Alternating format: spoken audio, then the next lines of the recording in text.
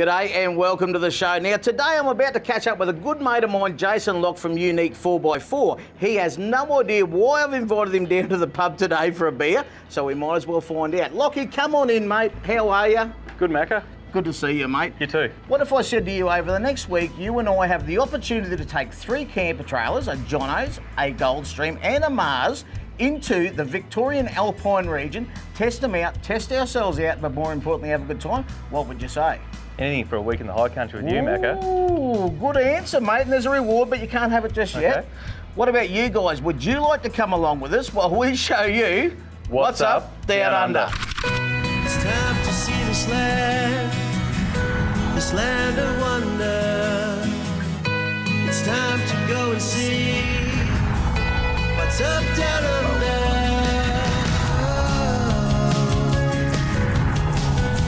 What's up down under?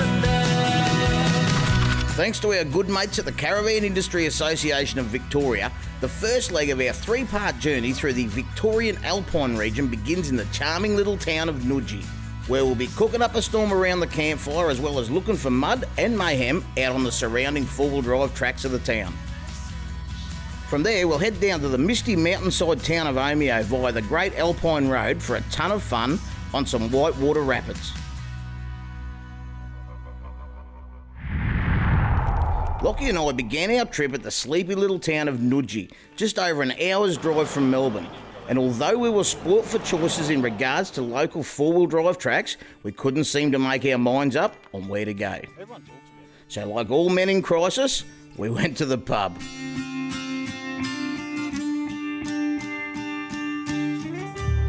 Our guest host on this journey is Jason Lock from Uneek 4x4. Now, this is his stomping ground. He knows it like the back of his hand. But we thought we'd drop into the Nudgee Hotel, catch up with Simon, because he's the local man and he's going to know exactly what the tracks are doing. Mate, what's happening out there at the moment?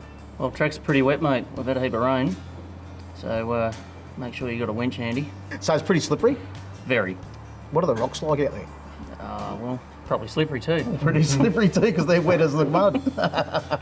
Mate, where do you recommend a good track? We've got some campers on. We don't want to get ourselves stuck on the first day. Right, so you don't want to go too hard then. I'd suggest go up the Borbor Tourist Road, drop off Ferguson's Road and take the first track on the right. First on the right? Sounds good. You know that one, Lockie? Do. Been down there once or twice before. Look at that. What could possibly go wrong?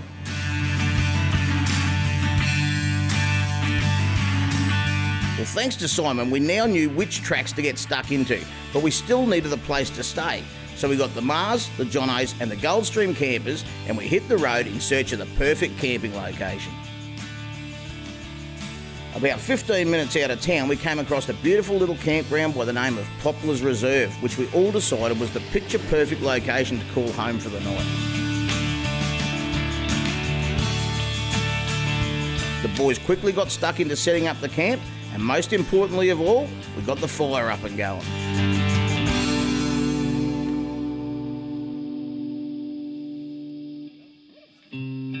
Now, as the most culinary experienced member of the crew, I jumped at the chance to get started on cooking dinner for the group. So I got into preparing some of the gourmet bush tucker on this stunning Mars camper kitchen. It is going to be as cold as a kiss from your mother-in-law here tonight, so we'll need a good hearty feed when we get back from the bush. Lamb shanks was on the order, but I can't fit enough in the pot for the boys, so I've put a little bit of a twist on it. Let's get into it. We decided we'd quickly slip out the kitchen on the Mars camper, get this on, browned, ready to go. We'll throw it on the fire, then we can go and do our exploring. By the time we come back, this will be ready for the plate. Got some onions, a couple of them, cut them up all by myself, still got my fingers, great success. We'll throw them in the pot. We're going to add a little bit of chilli paste to that, because like I said, it's going to be cold out here tonight. We might as well warm ourselves from the inside out, I'd say. And then we'll go for a bit of garlic. That'll keep the vampires away. They've been a problem out here in the past. We don't want to have any incidents here tonight with them. A little bit of pepper. We'll go for a bit of salt in it too to keep our arteries nice and hard. We don't want them collapsing out here while we're out here. And then we'll add our meat. We're just going to brown it in here. We're not looking to cook it. It's going to cook on the fire, but I'll just add a bit of a packet mix here that was actually designed to go in a slow cooker. But a camp oven over a nice low fire is no different to your slow cooker at home, guys. Let's add some tomatoes that I crushed earlier. Righty, now last thing, go with that, we're going to put the whole lot in one pot together. So I've got some little spuds, in their jackets.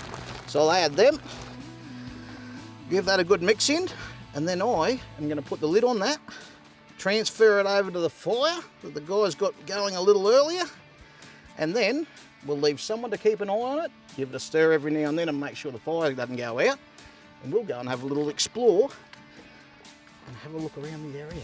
You coming? Now, while that simmers away on the open fire, here's something special from our mates at the Caravan Industry Association of Victoria.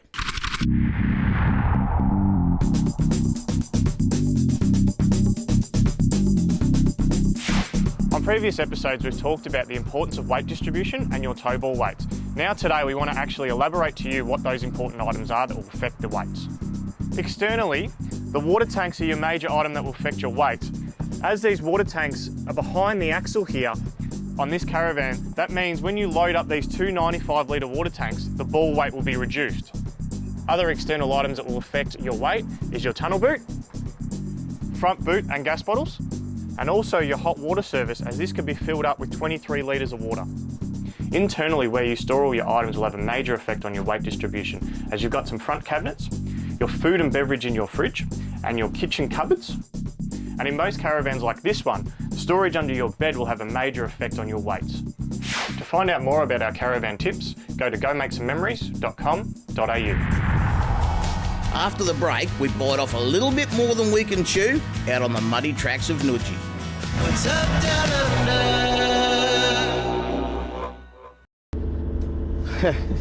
Yesterday was just one of those days. Now, you hear people say I had one of those days. Let me assure you that we, as a team, had one of those days. But I mean it in the best possible way. We went for a drive yesterday afternoon. It was the last thing. We'd been around town, we'd had a look, we'd been to the pub, we met the publican, we found out some local knowledge, where to go, what to see, all that stuff. And we were doing the touristy thing. And so off we go. And the very last thing we did before we went back to the camp was to go for a drive down this one little track and have a look what was down there. Well, didn't things turn pear-shaped? We ended up with cars sideways, upside down, crossed up, everything you could have. It had been raining earlier and we didn't know, and it's just one of those things that happens sometimes when you go poking down a little bush track. So we ended up in there from 4 o'clock yesterday afternoon until the last one got out at 5 o'clock this morning. So it was a 13-hour recovery involving every bit of recovery gear we had, every vehicle we had, and a few others we managed to ring in that we found in the area, which was awesome for their help. And it's really refreshing that, you know, you come out here in the country and the people still want to help you.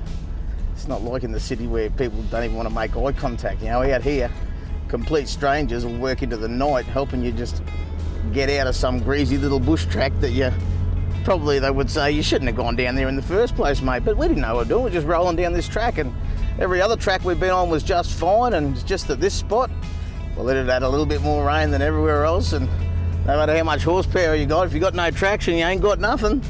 So we had these campers on, we wanted to shake them down. You know, that was the whole purpose of going for a ride yesterday afternoon. We said, before we get into this trip, we've got 7 days of shooting in front of us. Let's hook the campers on and take them for a run around a few of the tracks and see how they go, see what we need to put into them, water-wise and all that sort of stuff, get ourselves comfortable. And all of a sudden, 13 hours later, we go to bed. It's an amazing thing to go through, I think, and it was a really good start to this trip. I'm looking forward to the rest of it. We've got a really good team, so we're going to have some fun. But we're not going to go down that track again, I can tell you that one for free. Free of charge, gratis, not going to charge you 1 cent for that piece of information. Well, in the cold light of day and with very little sleep under our belts, we had to start packing down camp. And while some of us were up and about, others were having a little bit of trouble getting started. Laying here in my bed, sometimes in the morning I feel like I wake up in a tent. But this morning I've realised I've just woken up in the back of a ute.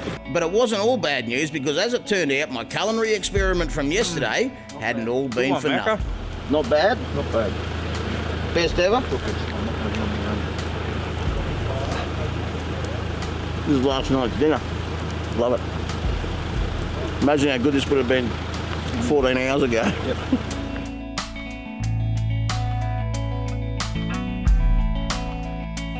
before too long, we're back on the road, on track for Omeo. But as we all know, when it rains, it pours, and although we were bathed in sunshine, the automotive gods were not smiling down upon us for this trip.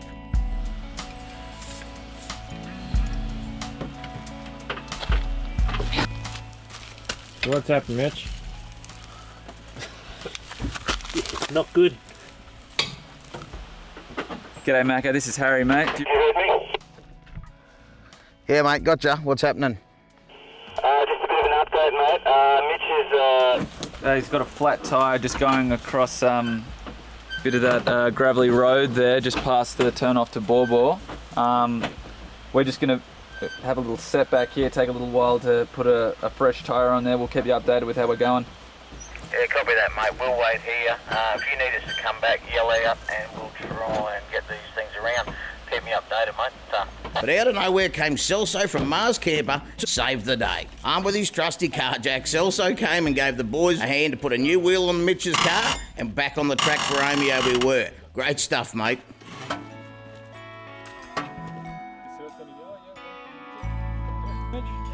Now, while we ride the Great Alpine Road to Omeo, you guys can check out the latest from Jono's Camper Trailers. I don't know about you lot, but the thought of pulling up in a campsite on a rainy day like this and having to set up your tent or your camper trailer is not something that inspires me greatly. What I like about the Jono's Camper Trailer is how easy it is to set up.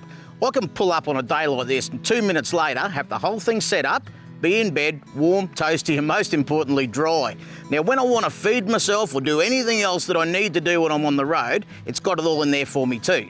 Kitchens, batteries, lights, everything I need to get comfortable. Face it, we could all take a swag and travel around Australia and survive. But we want a bit more comfort. Well, I do. As I get older, I need more and more of the stuff. But this delivers it, and I can rely on it. I've towed them all over Australia. I've taken Jono's Camper Trailers into the Kimberley. I've towed them across the Simpson Desert.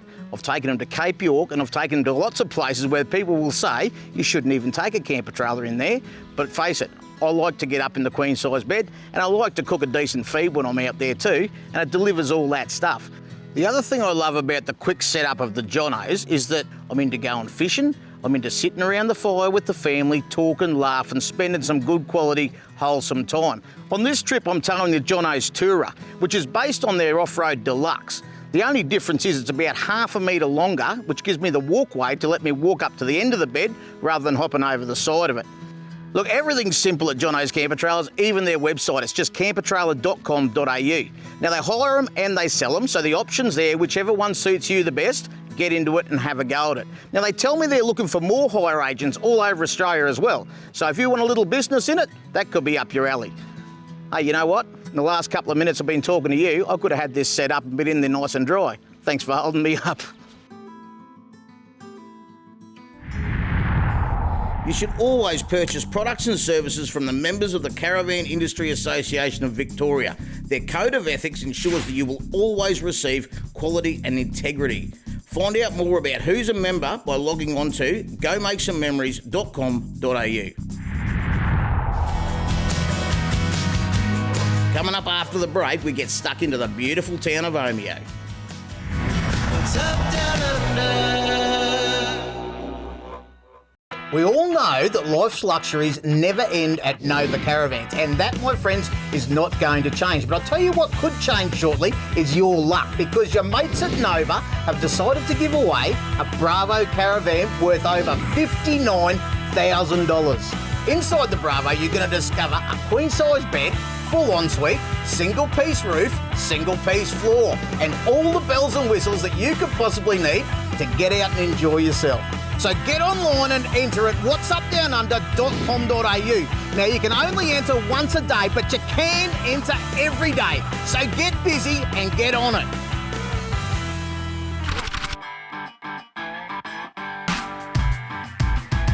As we made our way down the many twists and turns of the Great Alpine Road, we finally arrived at the picturesque community of Omeo. Just an hour-and-a-half drive from Bairnsdale, Omeo is a bustling gateway to various mountains of the region during the ski season, and a beautiful place to unwind during the summer months. We decided to stay at the great little caravan park at Omeo, which offers all kinds of accommodation from cabins to powered and unpowered sites. You can even bring your pets along with you. What more could you want?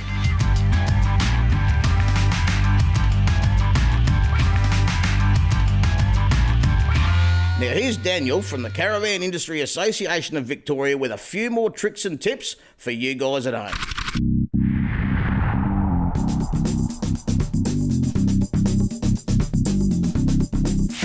As a regulation, all caravans and RVs must come with a vehicle plate. This vehicle plate is the key to finding out all the information about your caravan. The key information on your vehicle plate is such things as your tear weight, your GTM, your ATM, your tow ball weight, and such things as your ratings for your tyres. This is key information to ensure that you know the maximum capacity of your caravan. The regulation stipulates that the vehicle plate must be in a readily accessible position. These can be located in, like this van, in the front boot, can also be located on the drawbar, can also be located in the tunnel boot, or sometimes internally. The biggest question I get asked is what these abbreviations mean. Not to worry, in our next episode, we'll elaborate what these are in detail. So that's the importance of the vehicle plate. For this tip and any other caravanning tips, head to gomakesomememories.com.au. There's a fair chance you reckon that I've got the best job in the world, and you're probably right. But there's things that I miss, like today, my daughter's birthday. Love to give her a call, but out here, absolutely no phone service. That used to be a problem until I got one of these, the Optus Sat Sleeve. Now, I can get a call out or a call in anywhere in Australia, as long as I can see the good old sky. No problems. The new Optus Sat Sleeve will fit any size phone, and it doesn't matter if it's iOS or Android. Now, I suppose you want to know how much it's going to cost. 95 cents a minute for calls, 50 cents for texts, and $15 a month for your account. Now, the cracking thing about that account is, when you come home, you can actually hibernate it. And the next time you want to hit the tracks again and do some exploring, just fire it up again. All you've got to do is download the app, and the rest you already know. You just make and take phone calls. Now, if it's all right with you, I've got a call to make.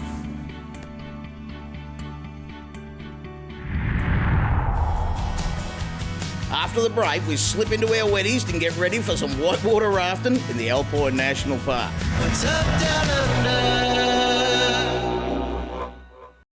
This episode is proudly brought to you by our partners, the Caravan Industry Association of Victoria. For help planning your next holiday, log on to gomakesomememories.com.au. Win an Armour XD walk-up camper from Armadillo Campers valued up to $35,940. To enter, subscribe to the What's Up Down Under Travel Saver card for 12 months and receive one competition entry, plus our bi-monthly magazine and bonus DVDs. Thousands of discounts on holiday parks, tours, attractions. Subscribe for 2 years and receive 2 bonus entries. To find out more, just log on to whatsupdownunder.com.au/armadillo.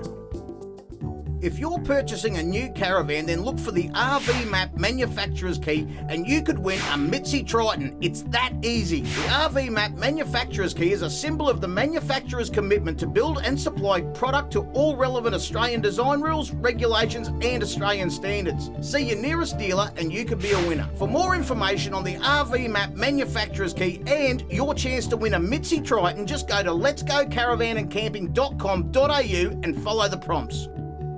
Well, I always said it'd be a cold day in hell if you get me to go whitewater rafting in the Alpine National Park. Well, I'll guarantee you that today, it's a little chilly down there for the boys and girls that have ended up on the wrong side of everything, because that's exactly what we're going to do with the guys from Rafting Australia. Let's go and check it out. Most days, this morning. Smithy from Rafting Australia started off the day with an in-depth, interactive safety demonstration, to say the least. Here we go. Start. Lucky I put that extra support in the floor. Yeah, bloody oath. Catch it, wait until the rope lands, and then hold the rope to your chest, not the bag.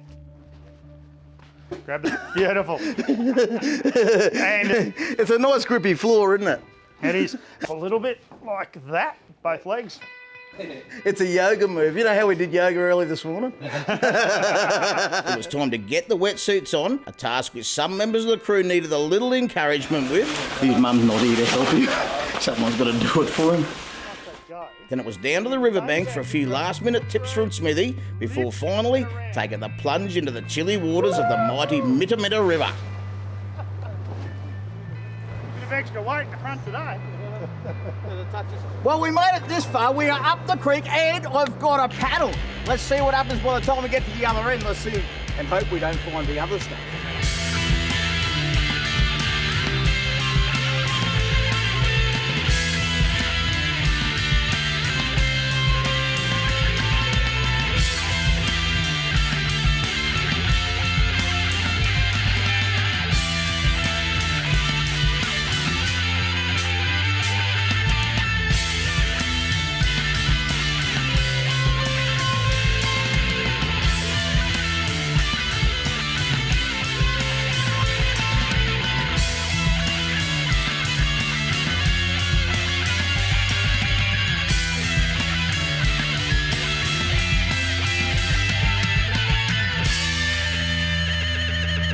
Love it when I take myself out of my comfort zone, do something I wouldn't normally have done, and I've done that today and had fun. Got to tell you, not cold at all. It's been brilliant. Best way to top that off, I reckon, slip down to the local and have a couple of coldies with the boys. See ya.